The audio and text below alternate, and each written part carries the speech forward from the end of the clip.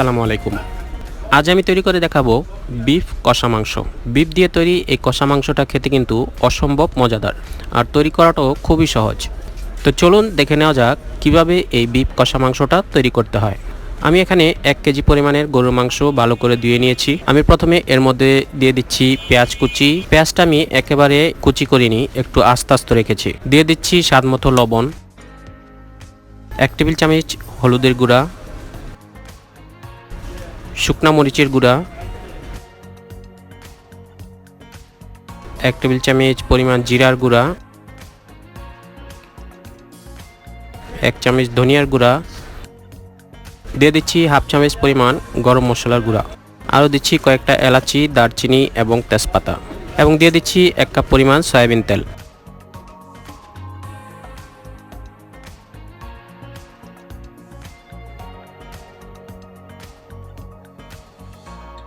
এখন আমি সবগুলো উপকরণ হাতে মিক্সড করে নেব।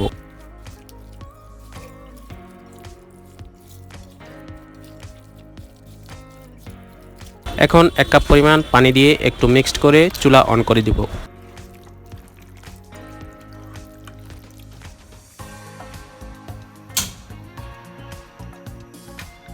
এবার ঢাকনা বন্ধ করে চুলার আঁচ কমিয়ে রান্না করব 30 মিনিট।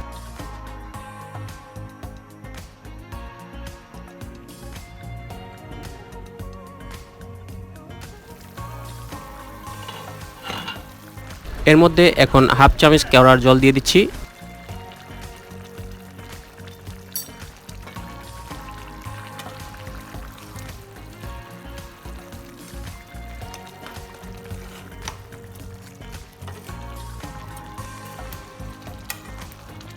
একটু নেড়েচেড়ে আবার ঢাকনা বন্ধ করে রান্না করব আর 10 মিনিট।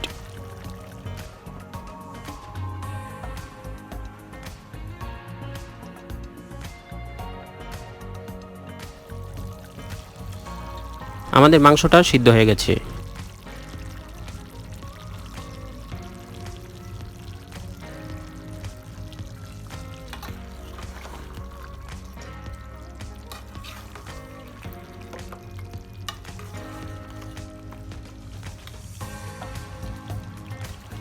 এর মধ্যে এখন আমি একটা প্যানে বাগারের জন্য তেল গরম হলে সামান্য আদা রসুনের পেস্ট এবং পেঁয়াজ কুচি দিয়ে বাদামি করে ভেজে নেব, এবং মাংসের মধ্যে একটা বাগার দিয়ে দিব।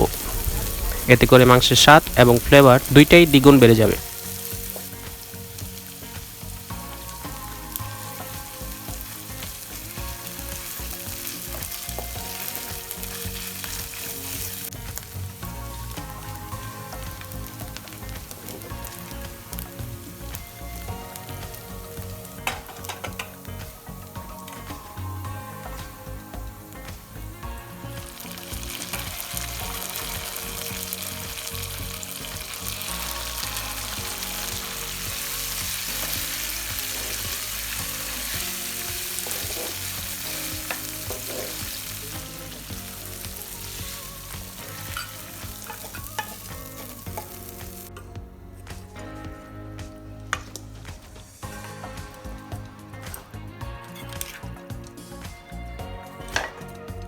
আমাদের বাগার দেওয়া হয়ে গেলে আমি আরও 5 মিনিট রান্না করব ঢাকনা বন্ধ করে।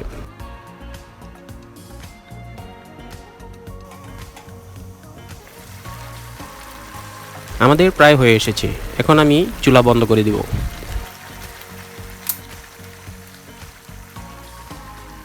তো আমাদের হয়ে গেল দারুণ মজাদার বিফ কষা মাংস বা বিফ ভুনা। আজ এই পর্যন্তই, দেখা হবে অন্য কোনো রেসিপি নিয়ে। সে পর্যন্ত ভালো থাকবেন, সুস্থ থাকবেন, সেফ থাকবেন। আল্লাহ হাফেজ।